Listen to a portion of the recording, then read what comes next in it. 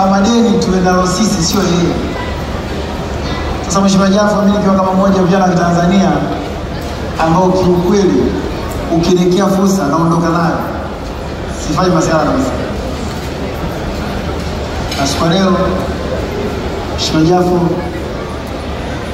mkolika hapa, tunataka kutambulisha kitu kingine, jambo lingine kutoka taasisi ya Wasafi. Na kabla kukitambulisha, ningeomba nizungumze pia maneno kadhaa. Kibinafsi naomba sana nipongeze Baraza la Sanaa la Taifa sasa inaongozwa na Dr. Mapana. Mheshimiwa Jafo, baraza hili limekuwa ni baraza walezi, sio baraza polisi.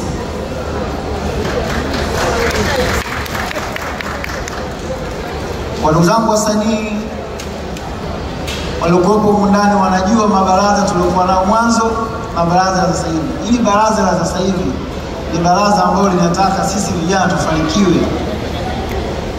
Hatuwezi kusema wakati wote tunapatia ni uongo. Lakini Dr. Mapana anajitahidi kuhakikisha kwamba penye mapungufu yetu anaweza akaturekebishaje kupitia sheria na kanuni, lakini katika namna ambayo unamuona ni kama mzazi anakuelekeza, sio kukugomoa ufu. Na mwambie Dr. Mapana, matunda taasisi yanatokana na juhudi ya baraza lako. Sababu sisi tumetokea kwenye sanaa mpaka kufika hapa leo. Ingekuwa huko mnatupa kashikashi na kutustress, tukishapagawa. Lakini wataongoza vizuri, na nikuthibitishie tu kwamba katika awamu na miaka ambao umekuwa na wanamuziki ambao wana akili, basi kwa leo uwazi, wanamuziki wa Tanzania sasa hivi wengi wana akili za kibiashara. Zamani pengine tukubatika kuwa na wengi wa Tanzania hivyo, lakini sasa hivi wanamuziki wengi wako serious kwenye masuala ya kibiashara. Tafanya muziki lakini mtu akipata kichwa kidogo anajiwekeza kwenye uwekezaji.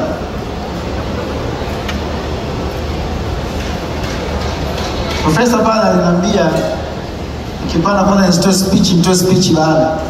Lakini sasa unajua si msanii ukishakutana na mic unajisikia kidogo endelee kuongea.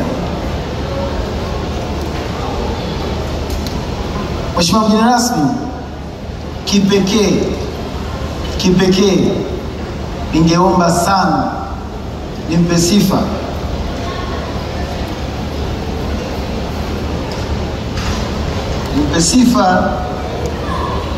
kakaangu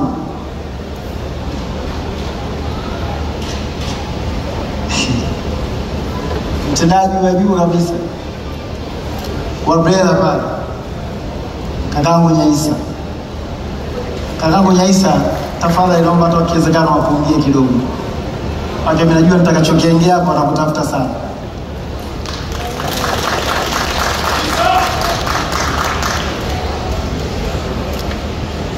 Kakaangu Nyaisa yeye ni mtendaji wa juu kabisa, kwa kizungu anasema CEO pale Brela. Brela ndipo chapa, brands, nembo zote za kibiashara, makampuni zinasajiliwa pale. Na kakaangu Nyaisa, nikwambia ukweli, humu ndani kuna brands nyingi sana. Yaani humu ndani kuna celebrities, kuna watu wazito, kuna watu wenye vision, wenye makampuni, wenye chapa za kibiashara ambazo naamini wengi wao walikuwa pengine kama nilivyokuwa mimi. Mheshimiwa mgeni rasmi, miaka kadhaa nyuma nilikuwa nasafiri naenda airport pale. Kati nafika kwenye lounge pale, kakaangu Nyaisa kabla sijamjua akaniita. Sasa miongoni mwa vitu ambavyo nisijimegee minyama, lakini namshukuru Mwenyezi Mungu, mimi bwana sinaga tabia za kimajivuno nikikutana na watu.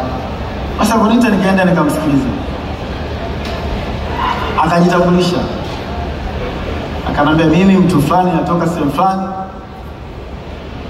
akanambia, mdogo wangu, wewe ni brand na najua unamiliki brands nyingi sana, lakini moja matatizo makubwa tulionayo ambayo nikiyatazama yanaweza kapelekea vijana wengi kupoteza haki zao, watu kuto kusajili chapa zao. Yaani mtu anawezekana akawa na kitu chake lakini hathamini kwenye kusajili. Kakaangu akanambia, wewe una chapa nyingi sana ambazo mimi nikikaa ofisini naziona kabisa hazijasajiliwa. Akasema katokea mtu mjanja akaenda akasajili na ukawa huna cha kumfanya kwa sababu atakuwa na haki. Sasa kwa nafasi yake, cheo chake, na mimi pale nimefika sikumjua, angeweza kunaona tu msanii akanipuuza, lakini kitendo cha kuniita na kunielimisha, akanikaribisha mpaka ofisini kwake na kunielewesha na kunisimamia kusajili na kuhakikisha kwamba chapa na nembo zetu zote za Wasafi zimedhibitiwa. Namshukuru sana, nataka mtu awe muungwana sana. Na nikuambia ukweli, kakaangu Nyaisa, umenisaidia, umeniokoa katika vitu vingi, sababu baadaye ningelia. Na naamini leo hii hapa hawa vijana either wana muziki au wajasiriamali ambao wanachapa tofauti, wakitoka hapa wataomba sana kukuona ili uwasaidie. Na mimi najua katika moyo wako utawasaidia, na tafadhali wape ushirikiano kama ulionipa mimi.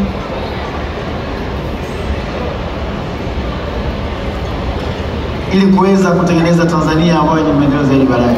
Bibi na mabwana, ama baada ya kuyaongea hayo, ningeomba sasa nikaribishe meza kuu kwa sababu ya kuja kuzindua rasmi. Hizo kama deni tuwe nalo sisi, sio yeye. Sasa Mheshimiwa Jafo, mimi nikiwa kama mmoja vijana wa Tanzania ambao kiukweli ukielekea fursa naondoka nayo, sifai masiara kabisa. Kwa leo Mheshimiwa Jafo mkolika hapa, tunataka kutambulisha kitu kingine, jambo lingine kutoka taasisi ya Wasafi. Na kabla ya kukitambulisha, ningeomba nizungumze pia maneno kadhaa. Kibinafsi naomba sana nipongeze Baraza la Sanaa la Taifa sasa, naongoza Dr. Mapana. Mheshimiwa Jafo, baraza hili limekuwa ni baraza walezi, sio baraza polisi.